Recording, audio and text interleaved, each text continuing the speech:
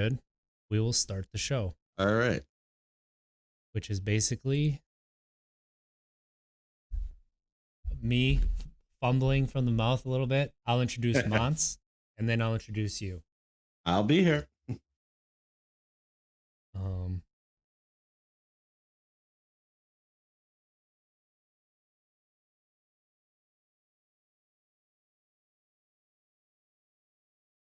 Sorry about that. All right. All right, let's do this.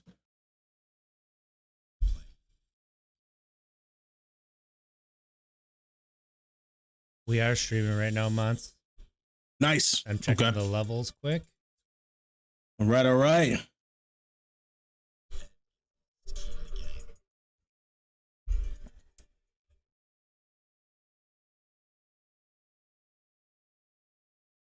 How much do you have the grandkids running around today, Michael?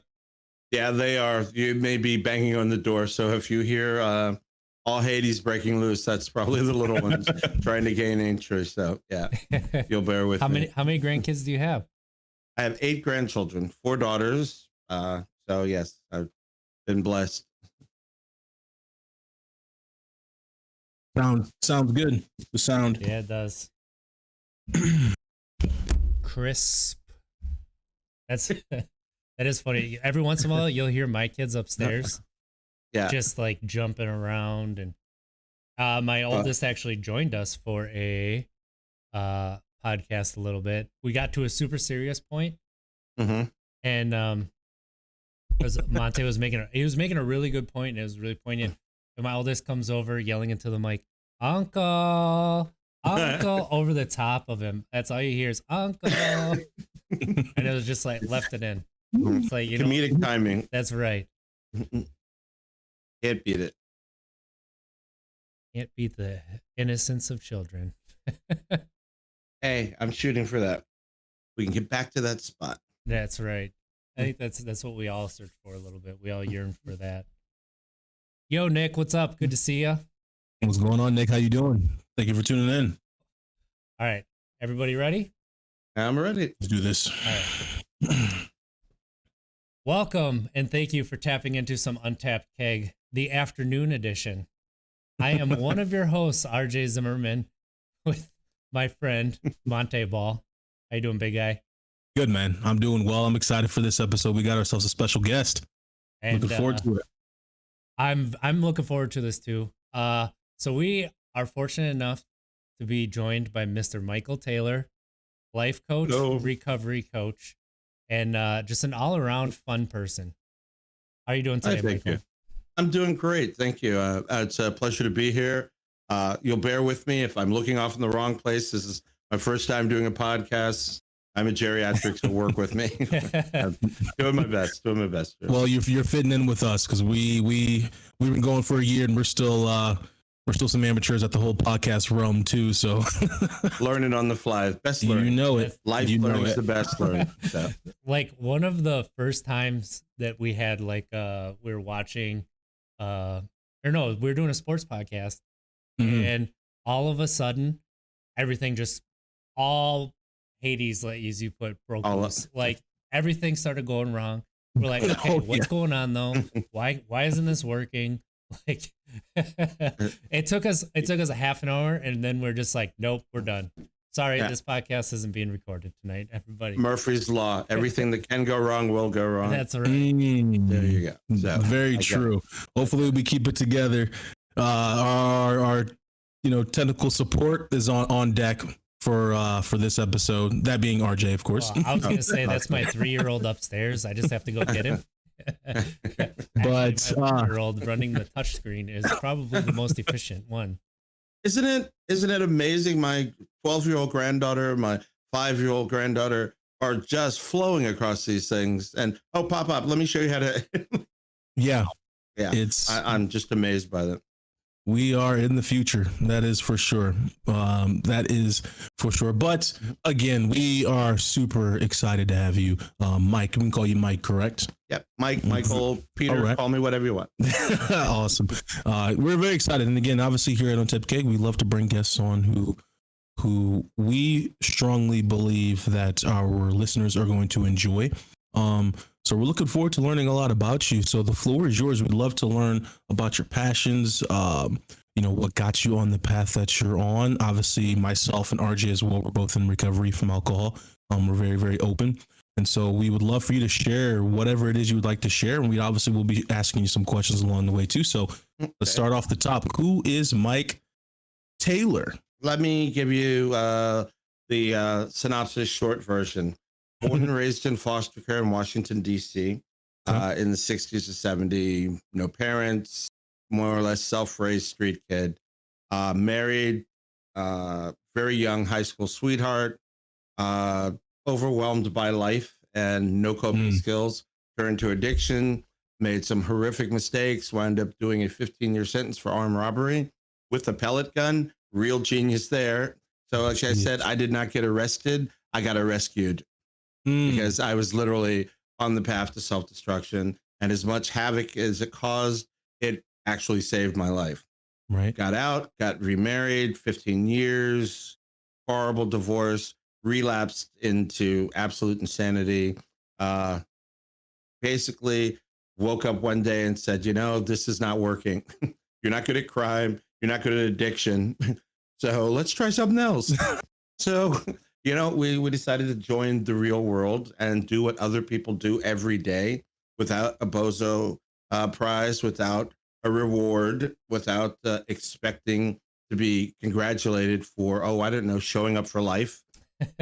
So that's kind of one of the things I find that a lot of us, and I say us in the broadest sense, haven't developed the coping skills and have a lot of expectations.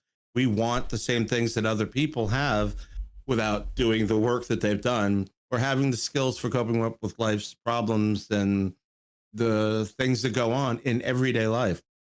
As one of my earlier people told me in recovery, Mike, you're still going to have problems. It's just going to be the quality of your problems are different. Rather than trying to find where the drugs are today, you got to find where the tax office is today. Use that same enthusiasm to accomplish the goal, and you're golden. So that's kind of been my mantra. ROI. I wish I could get a Thug Life tattoo with ROI, return on investment. I've decided to invest in myself, in my life, and my family, and the returns have been quite substantial. I'm happy with what I'm getting back on my investment in myself and those around me. Absolutely. And we really appreciate you sharing that because it's never easy talking about, your mistakes. I've never been in prison. So that's, I'm assuming is not an easy thing to chat about. And so we love to talk about what all that you have gained since your journey, all that you have gained since you have stepped away from your substance use disorder, all that you have gained since you have, again, as you just stated, invested in yourself. And so we'd love to hear, how has that been? I'll tell you what I've gained in a nutshell. Look around. I'm at my child's house. I'm involved in my grandchildren. I am involved in myself. I've gained a sense of accomplishment and self-respect and a sense of self-worth. A lot of my personal issues in dealing with addiction dealt with feeling unworthy, with avoidance.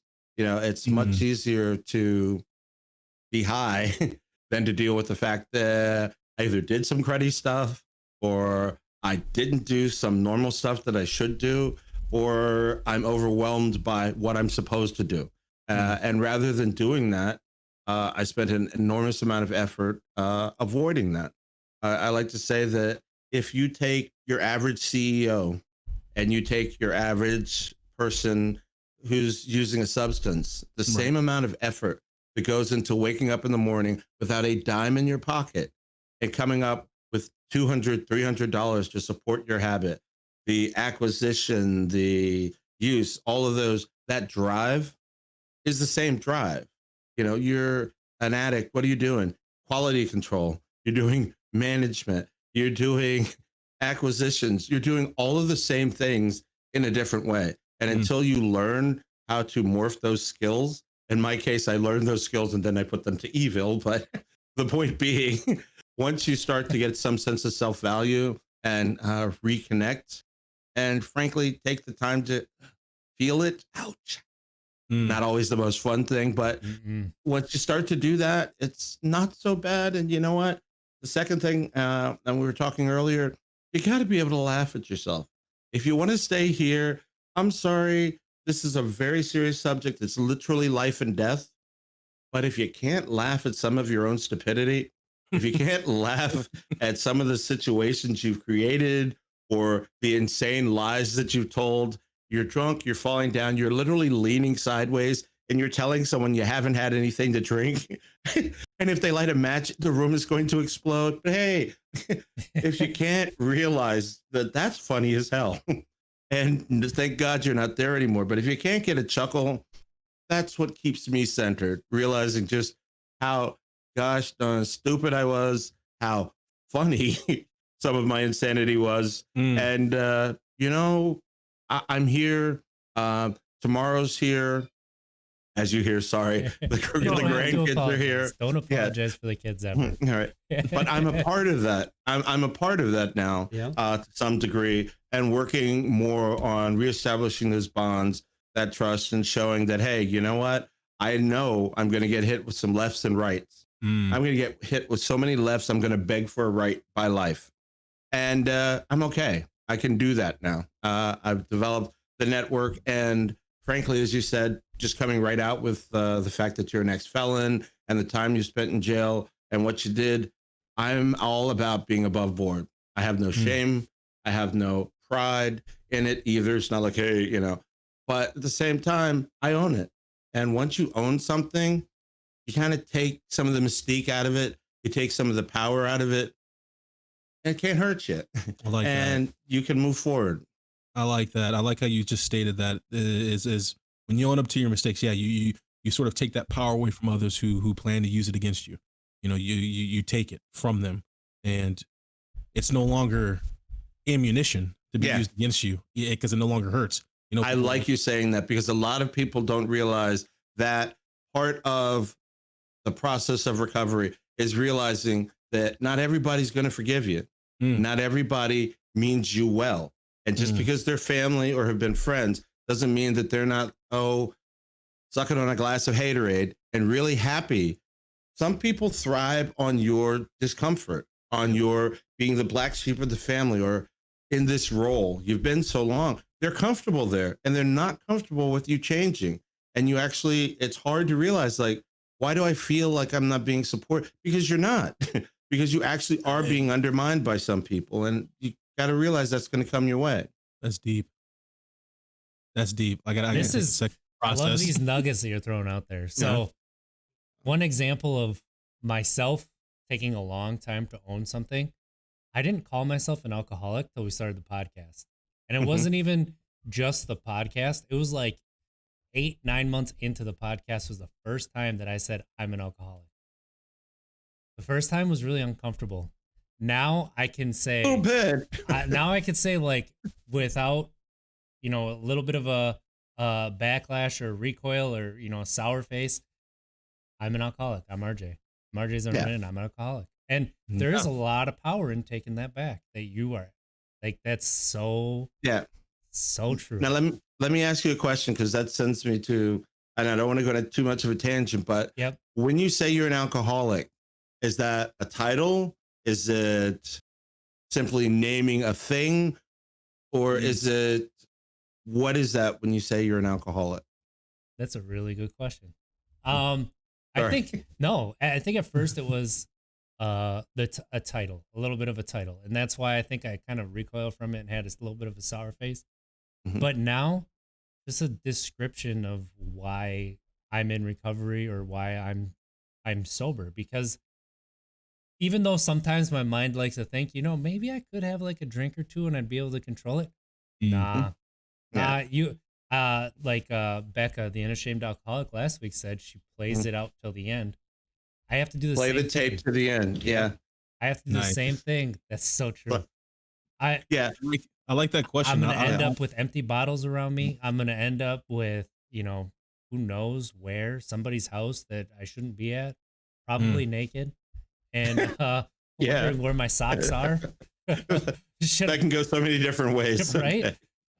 So that's I gotta realize that. I gotta take ownership of it. And that's what I've kind of done. I like that. Yeah, I really good question. Really good answer, RJ, too. I think for myself, calling myself an alcoholic now, I think that point came for me the moment in therapy, actually, once I realized what it all, entails. I sort of like to look at it as a three-headed monster, at least for me. The act of actually consuming the alcohol is one monster. The second is not in this order. I'm just naming them. Yeah. Obviously coming down from that high, that depression, that crash. And then the third, that anticipation. Yeah. Waiting for the pregame, the all that anticipation, the three-headed monster. That was a big thing for me, was so much went into, and my drug of choice was crack. And there is a certain stigma that is associated with crack. The very term crackhead. Right. One of my favorite terms, I'm sorry.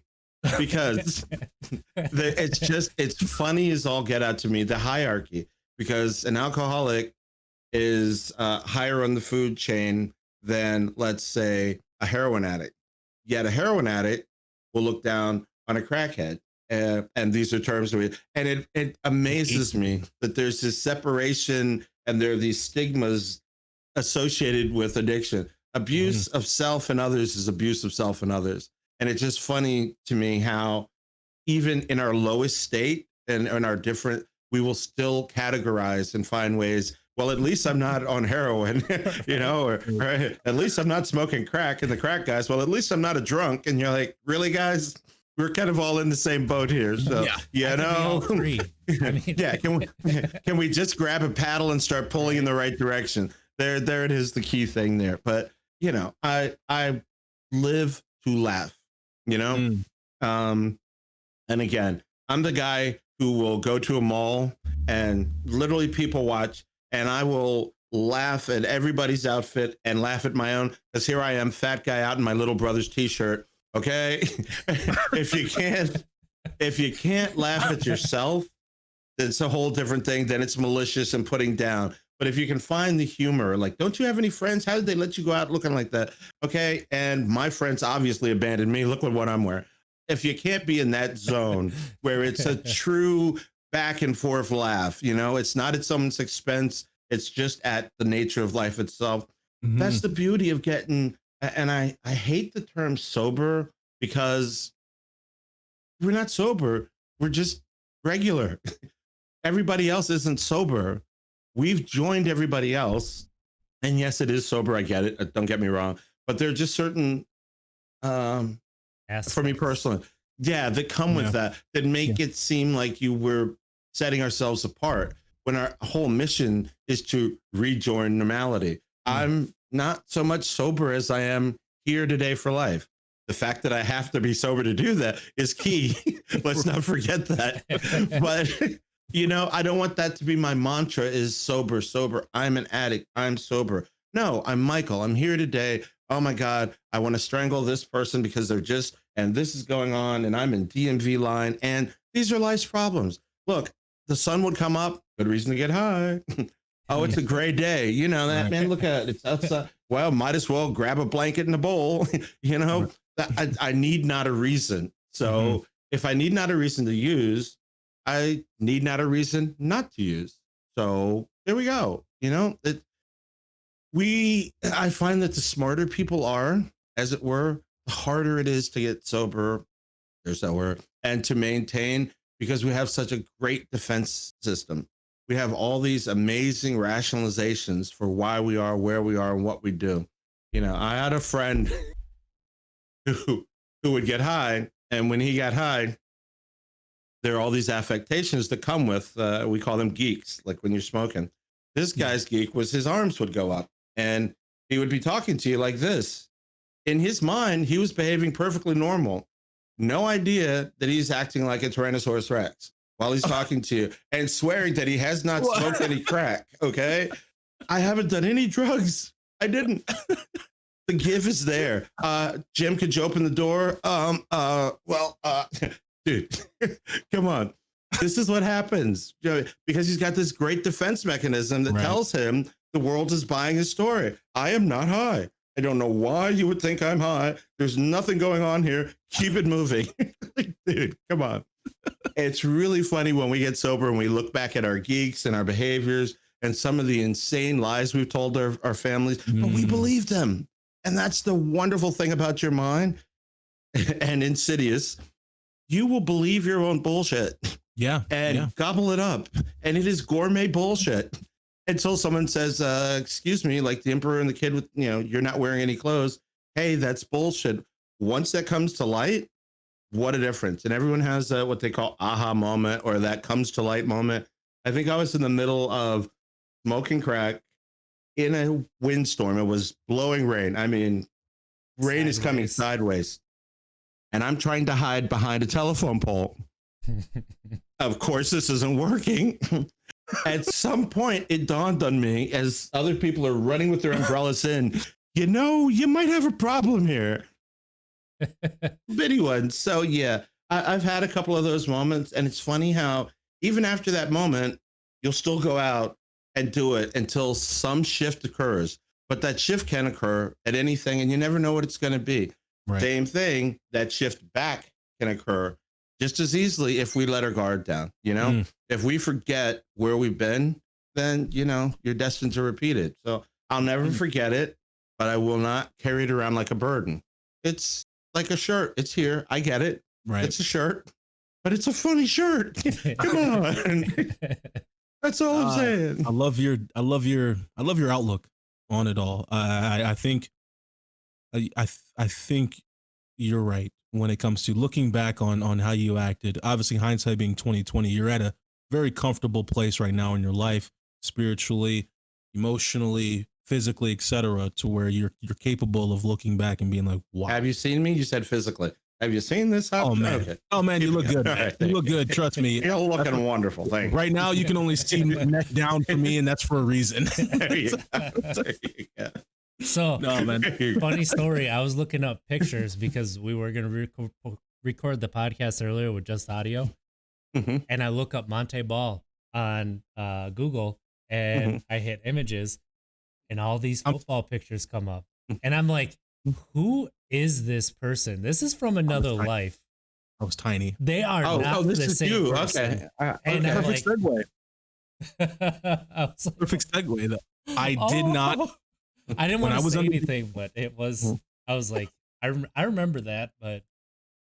When I was under the influence, I didn't eat. I barely would eat. Alcohol was my that was your mainstay. My drink and food. Yeah. So hey, I would. You know what they say? There's a pork chop in every beer. Yeah. Is that just Wisconsin? Is that just Wisconsin that says that? I'm gonna go regional. That's a regional thing. Absolutely. It could just be Wisconsin, because let me tell you, we have plenty of pork chops at night. Oh Jesus, Mike. So I know that you stated that you're a life skills coach, correct? Yes. So I love how you touched on that a bit. My question to you is, we like to chat a lot here on our podcast about, what we do today that helps us to stay sober, what we do today to help our minds. You got to craft your tools, craft your work to stay ready to fight those thoughts that creep in. So what is it that you do today that is different from what you used to do when you were using that's helping? Oh, awesome. Great question. I'll tell you, first, you were touched on it earlier, that another guest hit the same, play the tape to the end. I know that if I do A, B, C, D, awesome, best party ever, this rocks, hold it. Every time I do something stupid, I break out in handcuffs. So yeah, I don't want that rash. I really, I don't want that rash. That's the first thing. Second, I learned in, of all places, in a rehab, because I've been to rehabs and learned something and been to rehabs and go, really, guys? I know more about this than you do. You're right. This is crazy. I could teach this class and do a better job. But one thing that really stuck with me was learning the actual duration of a craving. And in general, a craving lasts 15 minutes or less. Huh? And there's nothing, especially after doing 10 years, 15 years, that I can't do for 15 minutes. So when a thought comes in, I just want to go over and see these people and show them how good I'm doing. Full stop. Think about that in 15 minutes and let's see if that's really such a great idea. Second, call someone. My brain is defective when it comes to these issues. So I like to run things by someone, and I will call someone and they will literally start laughing, hang up the phone, dial me back and go, have you lost your rabbit ass mind, Mike? You want to go down to show your addict friends how good you're doing. He said, can we say that really slowly, Mike? I want to show everyone how good I'm doing. And that leads to, okay, so, I'm in a place now where I can interact with fellow addicts and not get drawn into other people's things. But early in recovery and even late in recovery, the beast is there. It is always, I like to think of addiction as a living organism because pretty much it is. It's a brain dysfunction. It's a brain craving. It's a brain, whatever you want to classify it as. But it's something that needs to be fed. Yeah. Okay, low serotonin and dopamine levels, and those need to be topped off. And this is how we're trying to do it. Whatever your particular theory or methodology, how you want to come about understanding the beast is simply a thing that will be with you. For the rest of your life, much like skin color and hair, they're going to be there. And I just got to deal with them. This is the skin I'm in. This is the hair I got. No dreads for Mike. But you know what? I'm okay with that. No dreads for Mike. No crack for Mike. Dreads aren't for everyone. Crack's not for everyone. That Super Bowl beer isn't for everyone. It's okay, though. I'm okay with being not okay. And I'm okay with knowing that as not okay as I am in this aspect, I'm perfectly okay. I am dealing with my chemical dependencies, realizing what they are. They are not a character flaw. It's not who I am. It's what I do when I react to stressors, when I react to triggers. And once you start to recognize those as what they are, this is a trigger. Here's someone who's suddenly come into money. Trigger. Here's someone whose girlfriend is arguing with them and I just want to escape. Trigger. Recognize triggers as what they are. They're just tripwires. Well, what happens when you're dealing with minefields? There are people and things called mind sweepers. Clip that tripwire, took the power away. Clip, that one doesn't do it to me anymore. Chip, you can't do it to me with that. And I realize it's an ongoing battle. And if I sleep, you're still planning, but that's okay. I'm okay with you. We're at, what would you call it? Switzerland. We're neutral. We're, you stay there, I stay here, and everybody's fine. And that's kind of how it's going to be, That's awesome. That's me. I got goosebumps when you said it's not a character flaw. It doesn't define me. Like it's so prescient. And I feel like we don't talk enough like that. Like, you're so right. Like a lot of times, especially early in recovery, you look at yourself and you look at your past actions and you're like, this is me and this is who I am. But is it? Or can you grow from that? Can you accept that this is that, and then you just grow from there? And that's a really important way to look at it as well. And you hitting on that, like putting into words, like that gave me goosebumps. That was right. Well, thank you. I really enjoy this conversation. I'm just sitting over here smiling because you got a lot of good nuggets you're dropping, and I just want to sit back and listen. Thank you. Here's one other thing. If I'm on a roll here, you are. I learned that all through my life, this guy was talking to me, and we were having a great conversation. He gave me an example about, and I know it's cheesy, but in your life as a kid and as an adolescent, essentially growing up in a family, you're getting coping skills, you're getting traumas. So you're going and picking up rocks and putting them in your bag. And this is where I got abandoned. And this is where I was left sitting on the stoop when the father or foster parent didn't come. And here's also the great rocks too. Oh my God, this is this amazing experience where I got to see this concert that inspired me to want to be a musician. All of those rocks go in the bag. Through life, that bag gets full. And until we start to actually go, you know what, this isn't serving me anymore. I don't need to be traumatized about the fact that I was raised in foster care. It happened.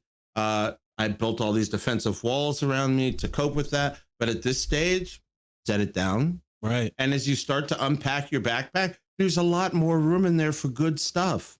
I love the analogy. Yeah. I love that. I like that. I like that a lot.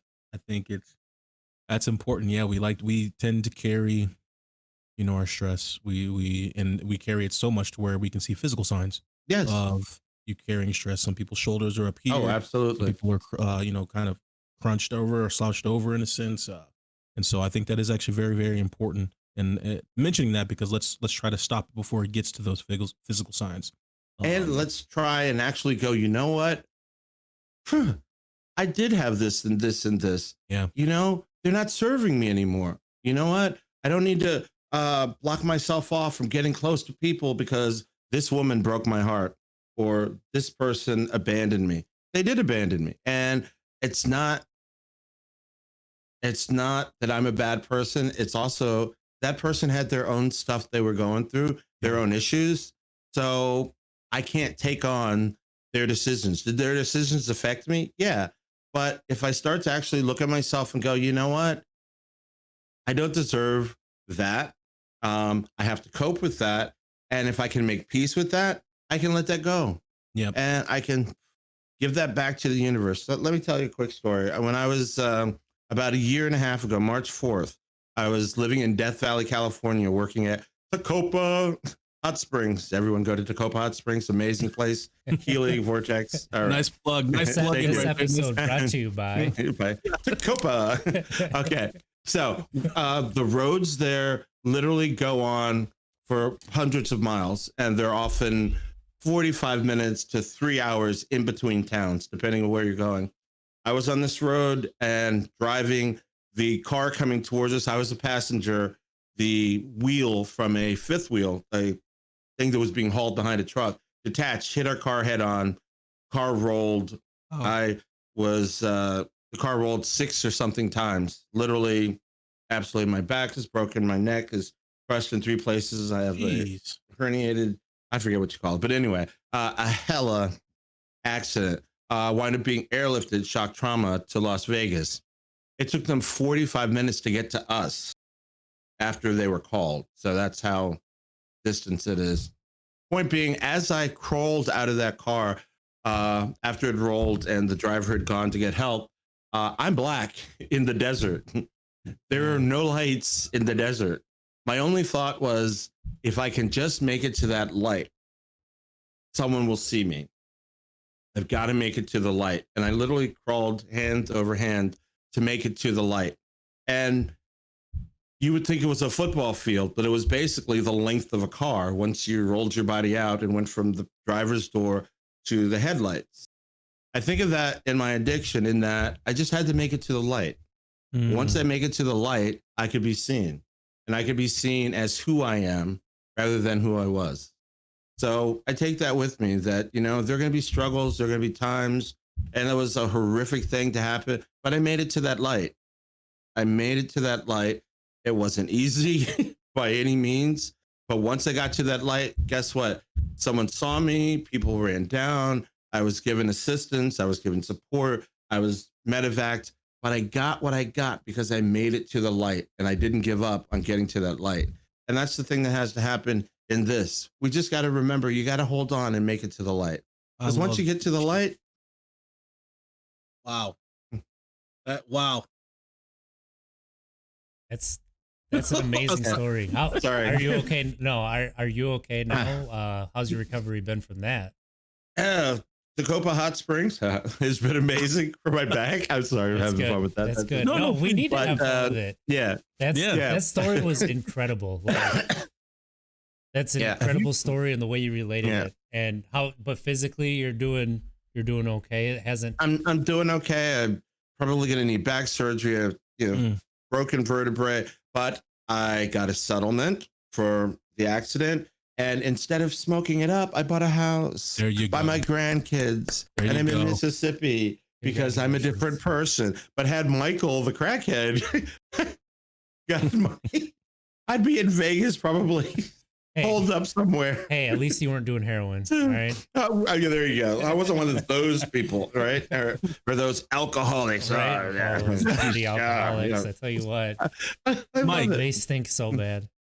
Yes, have you written a book? Do you think? No, that segment right there you can do so much with that. That's so powerful. Well, let's talk. Let's expand. I'm all about it. I'm all about expanding ideas and collaborations and working. I really think that all of us have so much to bring to the table.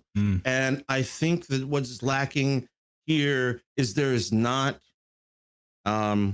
enough of a place to land for people. Look, this stuff should be shown in rehabs. All right. When you're in rehab, you should be talking to people a little further ahead of you, not that much, but people that aren't talking down to you. You have a lot of people who have got a degree in addiction, but they've never done a drug in their life. They've never had an alcohol problem. They don't know the shame of looking at your wife going, "But the rent's gone, but what had happened was," but they're going to tell you about how you feel.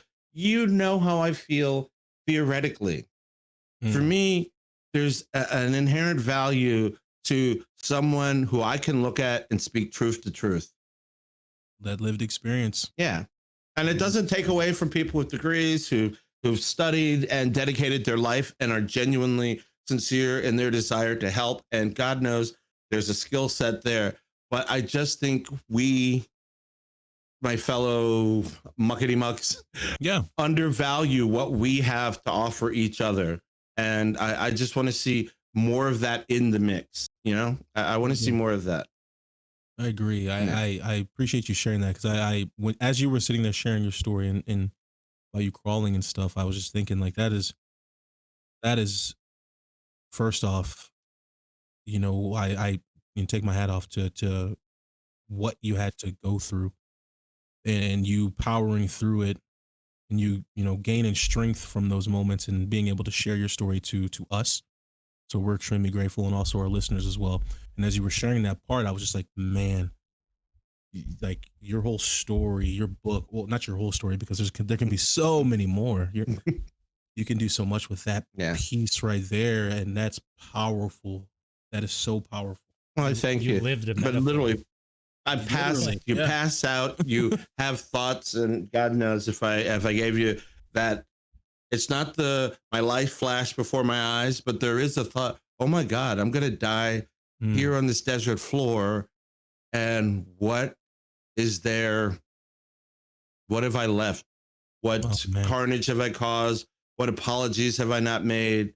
How have I not been able to show who I have become out here in the desert and how I've come back to myself? Oh no, I'm never going to be seen as who I am. I'm going to be seen as who I was. And how horrible and sad is that? And a lot of our fellow addicts have died in that place where they died mid the addiction. So no one ever got to see them as someone who's been, you know, able to have that redemptive turn, have been able to really express, even if they're in the addiction. Look, that doesn't mean that you don't have a lot to offer and that you're not intelligent and that there's not a lot going on in there. There's a lot mid addiction that you still have to offer. So don't feel that you don't have something. You just got to clear away the muck. And I get it. That's easier said than done. But part of being in the addiction is not valuing yourself and not being seen as having something to offer. Look, I can sit and talk to a guy at a bar who's having a beer, who's an alcoholic, but that guy could drop some pearls of wisdom on me and some things from his own life that he's aware of that really make me go, holy crap. And he's on his way to getting sober. He's not there yet, but it doesn't mean that what he has to offer right there isn't worthwhile. And that's the thing, you know, it's so hard to get you to start seeing yourself as valuable, as worthwhile, as having something to contribute in the middle of your addiction or while you're using, even if you're still in the outskirts. The whole point of your addiction is to keep you in it. It wants to pull you down. There's a story about the simple fact that I'm from Maryland. So Maryland is crabs. We love crabs. And growing up, people used to tell me, and I didn't let it sink in, Mike, if you hang out with these people, it's like being a crab in a barrel. Nobody has to put a lid on you or limit you. those around you, like crabs, will pull you down. That's why the crabs can't crawl out the basket. Because if you put yourself with crabs, you're just going to keep getting pulled down. Lie with fleas, you're going to get dogs. Lie with dogs, you're going to get fleas. Lie with fleas. Yep. All of those analogies are very true. Yeah. One of the old guy told me, Mike, if you don't choose your life is going to choose you. Yeah, I know this to be true, but I also know that you're damn right. And once you decide to choose your life, once you decide, that I deserve better than this, man. I deserve better than being the guy that people see and go, oh, here he comes. What bullshit stories are going to be for $20 today? Here he comes. He's going to tell me he's going to show up, but he's going to actually be at the bar drinking and never show up. And I know I can't count on him. Oh, yeah, you're going to help me move. Sure you are. I'm going to be here at my kid's game. You know it. And the list goes on and on. When we don't show up, we do damage, and we do have to own it. We can't laugh our way out of that, and that's okay. We can still go, I've done everything I can in an honest, sincere attempt to own it, to make recompense, to reconcile. Now, if you're not ready or able to see me as different than that, that doesn't mean I am what you keep telling me I am. Oh, you're an addict. You're never going to be anything. You're not reliable. If I listen to your narrative of me, I become your narrative. I got to write my own narrative. You know what? I was that. That was chapter 3. We're in chapter 10. You want to get with the book? We're in chapter 10. That's where I'm living. Reading assignment. Yeah. Okay. You're still on chapter 3. It's a great way to put it. I'm gonna have to steal some of that, Mike. Please. That is so beautifully put, man. It really is. That really is. Thank you. No, believe me, I deal with it. I've done damage. I have people who will always view me as, this addict, this crackhead, and it wouldn't matter what status in life I am. And I have been wealthy at one point and in a $1.5 million home, and still looked at as, oh, he's just going to, there was still the hesitance, that's who he is, even at that state in life. So it doesn't matter where you are. There are people who are, like you're saying, always going to have that view of you. I own it. I did it. I've changed. I'm doing what I can. Either get with the boat or just get out the way. Just get out of the way. And there's some people that you're just never going to be able to prove yourself to, no matter how much you want to. Nope. The key is to figure out who those people are and kind of separate yourself from them a little bit. That's hard. I'm telling you, because it's very hard. Like it's your kid. You done some left, didn't show up, whatever. Now, at some point, you owe your kid, because you're my family, I've let you down. At what point do you say, you know what? I've changed. I've made as much amends as I can, and I'm not going to let you beat me down. That's a hard dynamic because, I was a parent and I so screwed up. And how do I forgive myself for this? It's not my place to forgive myself. I did wrong to you. It's up to you. No, I did what I could to make it up. I owned it with no shades on it. I let you say all the things you needed to say, the things that were true, the things that were actually emotionally augmented, or by your co-parent who often pour poison on our salad with our children. That can lead you right back to the same self-destructive mode. If you can't get to a place where you go, man, that was a hard blow. You really told me everything you thought about me and then some. Get it? Got it? I'm done. Doesn't mean that I didn't do it. Doesn't mean that I don't need to earn your trust and show you who I am. But if you will not allow me to do that, if you're only going to hold me in stasis in this place, I can't do it, because that's going to lead me right back to here. And that's a hard place to go. How you evaluate that is a case-by-case basis. You got a best friend who you grew up with, but he may actually be a person who's your best friend because you're always fucking up, and he gets to feel the rescue ranger or superior. And when you move away from that position, that's uncomfortable for some people. They don't want to see you in a different position. They refuse to, not just because of the past, but because they are very comfortable with the roles that you've been in for a long time. So yeah, it's about really stepping back sometimes and just going, every time I say something or do something positive, so-and-so is always there with kind of one of those snicky comments. It's just kind of little cut, a little nick, a little thing. Yeah, we call those chickens because they just pluck you to death, one little pluck at a time. Pluck, pluck, pluck, pluck. And you're like, oh, the plucks don't hurt. But over time, they've dug a hole in your psyche. Okay. Mm-hmm. And what do you do when we have a hole in our psyche? We fill it up. What do we fill it up with? We addicts filled them up with drugs. Yeah. Okay. We're learning a new skill set, but that's how you set yourself up for failure. And it's taken me a long time to find my own patterns and figure out how to try and navigate, this new thing. I just know one thing: using's not an option. It's not a desire. So it's just not a desire. So you get to that point. Yeah. That's really good. Yeah. I'm glad you mentioned that, because we talk about that as well. As once you come out of, the addiction bubble, in a sense, again, it's something that, you're going to take with you for the rest of your life, but you're no longer using, but still there, as you mentioned. Mm-hmm. How do you go about navigating your life now? Everything seems, now you have to face those emotions. Yes. Like now you can't use to drown those emotions out or to run from them. Now you're in your raw form and have to face the music. Meaning, and it's a rotten band. Yeah, it's a rotten band. I mean, sometimes all it's sour notes, right? It's all sour notes, and it's the cacophony of just absolutely the worst music you can imagine. Whatever genre you don't like, it's that on steroids. Okay. Yoko Ono screaming into a microphone for 2 hours. Sorry, Yoko, I apologize, but seriously, those emotions are just raw, and they can bombard you. Now, some of the techniques I use is literally cheesy as it is, just saying, you know what, I'm going to take one thing and explore it and go, I feel like this because, and focus on that one thing for a minute and then go, look, 5 minutes is enough of that. I'm going to think about something else. And as hard as it is to switch, but I gave that a little time.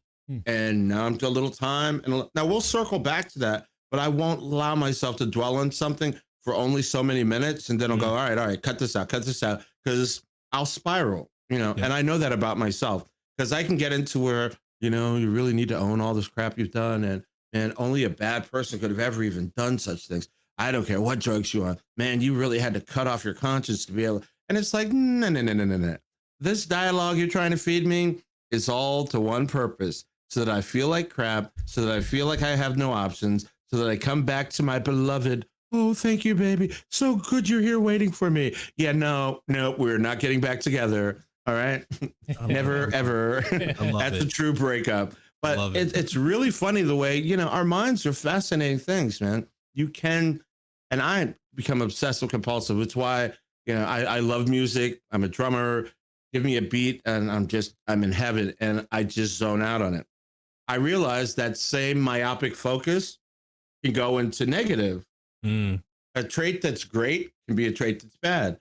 So instead of focusing on, well, gee, why were you abandoned as a child? Maybe they looked down at the crib and saw you were bad. And just, from existence, you were never meant, I can do that. And there are a lot of people who deal with abandonment issues, abuse issues, women who've been beaten, and I've got 4 daughters, so I'm highly, attuned to my own. Oh my God, I left my children and girls out in this world, and I've seen what happens to girls, and they're being abused by men, and them all feeling like it's their fault, and that well, if he abused me and he abused, it must be all me. Well, there's just patterns, and a lot of times patterns aren't our fault. We look for what we learned, and until we can break that chain, until we can go, I'm not looking for a rescuer who's actually going to be about oppressing me in the long run. I'm not looking for my dad because, I'm here and I'm my own person now. Yeah. And until you can do that, and boys too, because boys are looking for their dad. I don't want to hear that nonsense. Many of us many men are looking for father figures in their life that they never had. And they're trying to be the man that they really had no example to be. My concept when I got married of what marriage was, Brady Bunch and TV shows. And this is what family's supposed to be, because I didn't grow up in a family. Well, reality slaps you in the face and you got to work and make bills and do this and do that. And it's not the Brady Bunch, buddy. Okay. Money doesn't just come, and stress comes, and the stress between your partners. And if you don't have good interpersonal skills and even knowing how to fight fair, as it were, to be able to address issues and play fair, as it were, and let things go and not hold resentments. If you haven't been taught those skills, at some point, two things have to happen. One, you have to realize, hold it, I'm not broken. I just didn't have a set of instructions. And second, you got to decide, I want to look for a set of instructions. Hey, you know what? I like this guy. He's doing it right. I'm not trying to, but I'd really like to bend your ear for a bit. How do you do this? How do you do that? There's what's his name? Some guy, Tony Robbins. I'm sorry, but one of his sayings that I did love is "Success leaves clues. Take the rest of it and over here." But the fact that success leaves clues, you look at people and you kind of mentor after them. And I go, this guy's been in his marriage for 30 years. They seem, you never know what's going on behind closed doors, but they are functioning at a level that goes, man, I want to at least outwardly function on that level. I don't know what's going on behind the closed doors. No one does. But if I can at least fake it till I can make it, I can learn, and these habits become habitual, and I get it. There are role models out here all over the place. We just have to open up our eyes and actually decide we want them. Men, it's a little embarrassing. Oh, I need someone to teach me how to be a man. Oh, hell yeah. Yeah, I do. I need someone to teach me how to live. I need to look, and there's nothing wrong with looking for examples of people who are doing it right. And I want to emulate that. I don't want to be the guy on the block that I used to want to be, the kid with the drug dealer with the money and the girls and the fast car. Don't want to be that, because that was the only examples I had growing up. Those were the men in the neighborhood. Okay, guess what? I'm not good at what they do. I'm just not. Sorry. That's not a career choice for me. It didn't work out so well. So maybe you want to start looking for something different. So, at some point we got to make a shift, and we got to make it okay to make a shift. We got to make it okay for men to ask for help. Ask for help. Ask another guy for help. Absolutely. And that's, being able to see too that, as young men, I think maybe all three of us, you mentioned the drug dealer on the corner with all the money, looked at the wrong examples. We looked at the people that we thought, oh, this is what a man is. But at the same time now, we're starting to change that a little bit. Like, I always looked at it, I don't show emotion, support your family. Like, and it doesn't matter what you get in life. That's just how you have to be, like, whether you're happy or not. And that's it. Like, but I'm not saying that that's bad. That worked, but it just doesn't work for me. It is bad. What are you talking about? Don't show emotion. I don't disagree with you. I just okay. That's horrible. I don't necessarily want to throw my dad under the bus like that, dude. Yeah, no, we're not. I don't want to throw him under the bus, but I want to go for you. It's true. You want to be able to show emotions. You want to be able to hug your kid and tell your kid I love you, and feel free to do that. We're in a weird place where what it is to be a man is being redefined. I mean, am I to be tough and just buckle it down and hold my emotions? Am I to be hyper expressive and a metrosexual with my nails manicured? I don't know what the definition is. I'm not knocking anybody's, and please, before someone says, oh, he was this or that phobic, that's not the case at all. What we're saying is it's really hard to be a guy at this time. It's really hard to know what to teach my guy, what to teach my little grandson. How do I teach you to be a man? What the roles of a man are? Should you open the door for a woman? Are you assuming she can't do it for herself? Are you being polite? Are you being condescending? It's just all so amorphous right now. And it's a good thing that men can say, you know what? I don't got it all figured out. I don't know. Because I was taught you don't say that. Yes. That's like, number one. That's what we. It's I mean, okay that's to not honest. know. Yes. Yeah. Because frankly, if you find the person who does know, I'll be impressed because it's Neil deGrasse so Tyson. ever shifting. Yeah. Oh no, I love him. Oh, okay. All right. Hold it. Can we have a moment of silence? Oh my goodness. Code. What's it in today? Neil deGrasse Tyson. That's yes. May we have a moment of silence? Yes, I like Neil. I love him. I like Neil a lot, but you're not taking. Are you more of a Bill Nye the Science Guy person, Mons? I want just a little bit more conspiracies. Really? Neil deGrasse Tyson very conservative with his outlook right, on science is not right. Because he's a numbers guy. He's an astrophysicist. That's what they do. Yes. They're like this. There are there's a matchup with the numbers. Yes. Okay. I love him. I was literally it's funny because guess what? When you're not spending your time getting crack and spending your money getting crack, you buy a beautiful projector and a subscription to National Geographic and other channels. And I've been watching all this Neil deGrasse and all these science programs. And I am just in love with the fact that, oh my God, the universe is amazing. The world is amazing. What was I doing getting high? How much time did I waste it? Because a lot of getting high was the socialization, the acquisition, it consumes so much of your time and of your focus. Yeah. It's a thing to do. It's like someone gets up 9 to 5 to go to work. I get up 9 to 5 to figure out how I'm going to get high. And I realized that was my socialization now. My association with these people all on our same insane mission, limited and crazy and chaotic as it was my social group. Yeah. You look around and you go, this is what I've chosen. Wow. Or you're not looking down. You're just looking around and going, I think I want something different for myself. And it's okay for me to want something different for myself and that I deserve something different for myself. It's hard for people who haven't been taught to say it's okay to want more. Oh, you're greedy. Be happy with what you have. And if some things are ingrained in them, even we're in a bad place, we don't necessarily have the skills to really, truly believe we deserve better or deserve more. You have to grow up, either grow up through your addiction and come to that point, or grow up with those examples. Hey, you deserve better. You can do better. You can do better. And it's hard. It is not easy. Let's face a couple of facts here. Everybody acts like I went to rehab, I got it, and that was it. And boom. Why aren't you straight? Why don't you have a car? Why don't you have this and this? Sorry, we're playing catch up. A lot of us are dealing with the fact that, oh, here's those words, arrested development. Our emotional development really, we know for a fact, kind of retarded at the time we started using drugs. Now, it doesn't mean we're still 14, 12, or 16, but it does mean that we've missed major developmental milestones and interactions with other people. And we have to own that and go, you know what?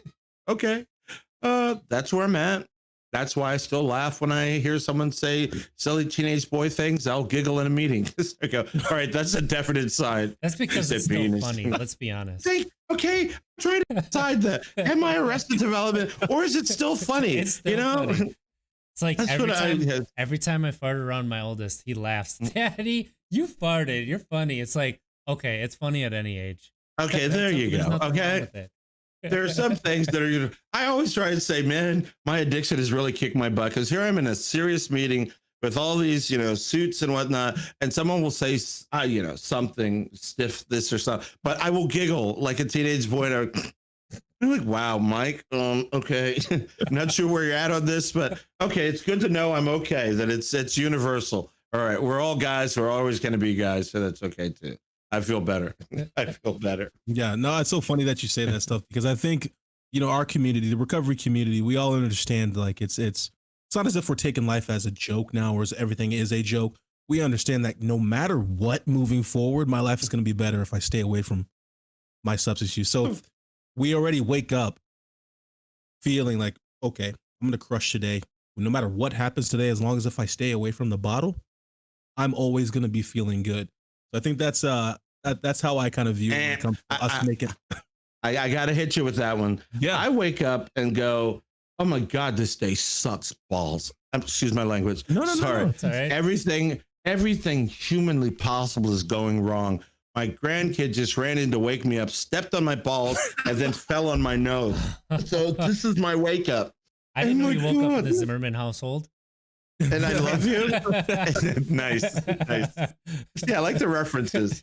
So I will admit, I have days where I'm like, holy crap, this is it? I gave up getting high for this?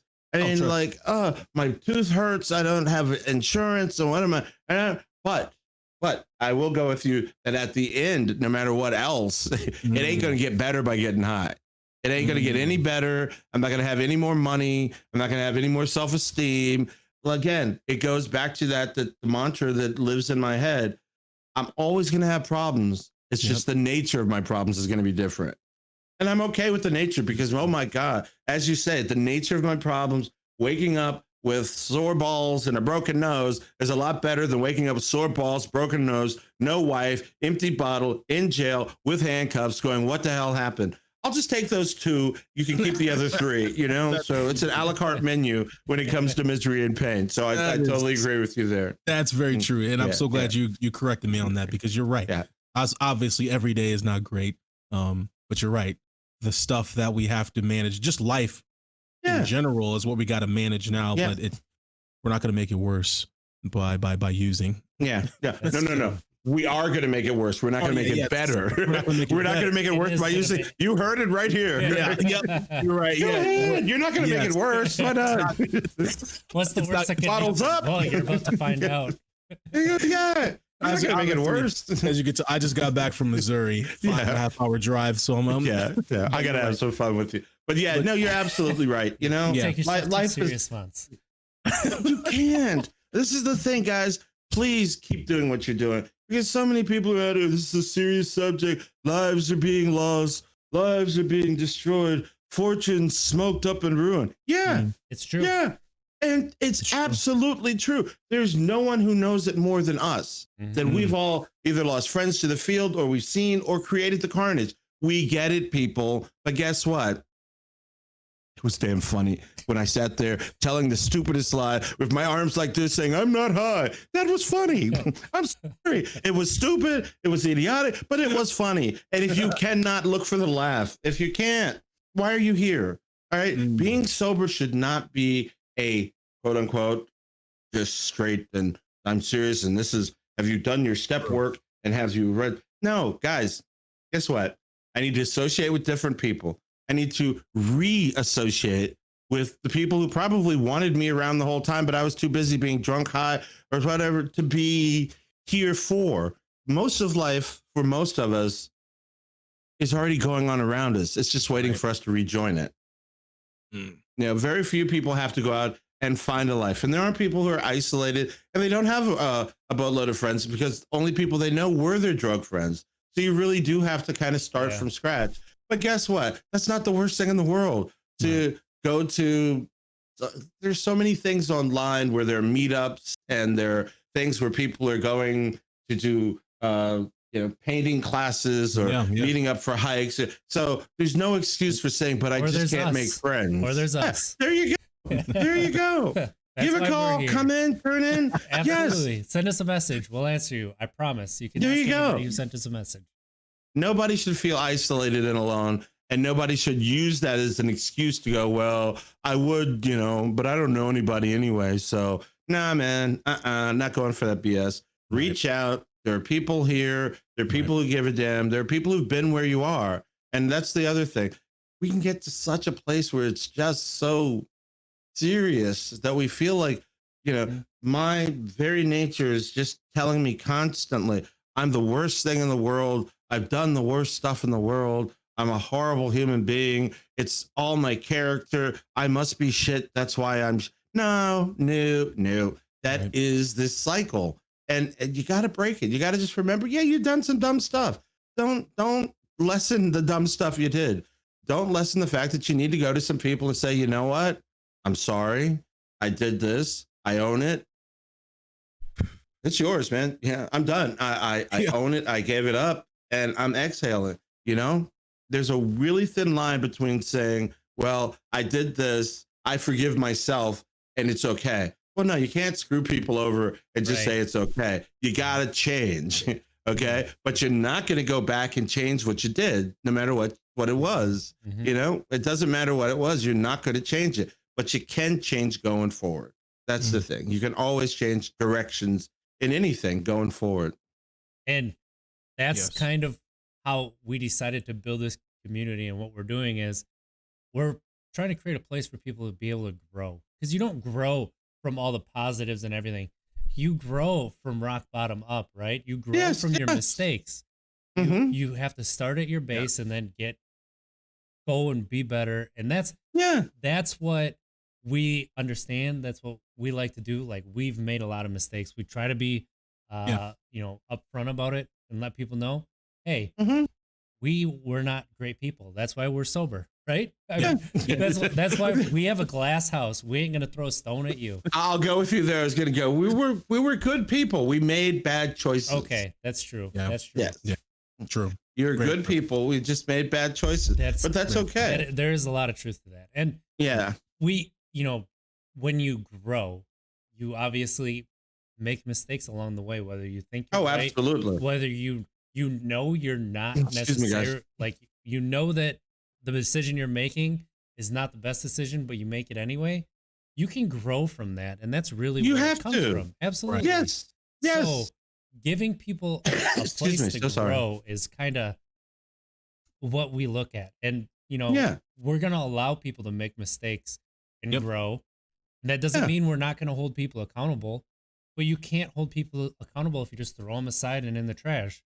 Thank you. Okay, because who learns? Who learns when you take someone and say, oh, here's the thing. My daughter, Tosh, what happened to her with the Twitch and all that, literally statements taken out of context and used and absolutely got X'd out by that crappy community. And I can say that. Those people just turned on this child on a dime who's done nothing but try and help people. And because some person made a scurrilous accusation the day she won an award, everyone absolutely turned on her. That is the example of what you do not want your community to be like: unforgiving, judgmental, pompous, and just absolutely condemning. Rather than, wow, if this happened, I really hope you do better. And I think that you're holding yourself accountable and you're going to do better going forward. Hey, if you slide again, we'll talk about it then. But right now, I understand. That doesn't happen there. So I want to make sure that whatever you guys are doing stays different. People accountable from the outside, right? Like, you want to preach accountability, and you want to preach that, like, there is a time, and we've talked about that in this podcast, where you have to walk away, where you have to say, absolutely, you're just not going to change. You're not there. Be associated. But if you don't allow people the room and the ability to grow and the opportunity, how hypocritical are we being? Right. We had to grow from a point of where we were not making bad choices and, not being great people. Maybe being good people who made bad choices, but there we go. That's all. The verbiage is all important. Good people who made bad choices. Mike, I'm so glad you brought that up, because that is why we started this podcast, is because we want to create a community that welcomes everybody and understands that you have to meet this person where they're at. Meet them. That's the key. Where they're at, not where you want them to be. Exactly. Meet them where they're at. Meet them where they're at. We all have worn different shoes in this life. Yes, we're all not wearing the same shoes. We're not walking the same path. Excuse me. Are you talking about a night that I was drinking? Because no. So what I'm getting at is exactly what you guys have stated, where we have this community. This community preaches about growth, respect, love, helping people to grow, and then just pull the rug out from underneath somebody. I think that's extremely hypocritical, and that's why we decided to stay. I want someone to be able to call in and say, hey guys, you know what? You have me on as a guest, and I got to tell you, I slipped. I got drunk last night, Yeah. And for you guys not to go, okay, well, goodbye. Right. I'd like to have people to go, man, tell me what's going on with you. Yeah. What happened? Well, why? What's hurting? I got you. Come here and share, man. There's no judgment. Nobody's like, oh, well, I guess your advice doesn't mean anything. It's like, dude, your relapse and slips and humanity are part of this. People are flawed. You know what?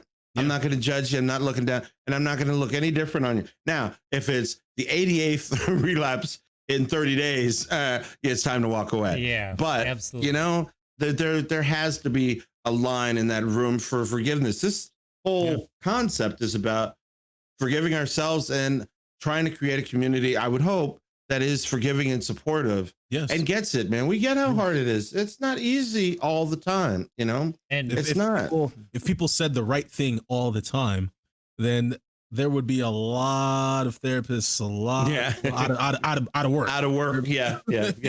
If we had no faults of our own that we're trying to correct. And I want to make sure that earlier I was talking about people who've never done drugs and their opinions versus I am an avid believer in therapists and therapy. Therapy has helped me enormously. It is literally very much a part of why. So I don't want to make sure that is not the takeaway. The takeaway is that there is value in people who themselves have done drugs, who have experienced it. And it's not putting that one down. It's just trying to lift this one up a little bit because there are a lot of people who have a lot to offer and they're insecure. They don't value what they bring to the table and the professional community, quite frankly, doesn't value addict life experience by way of being able to help as much as I think it should. So that was my point there. That. I think that's a good point. And you know, some people, they don't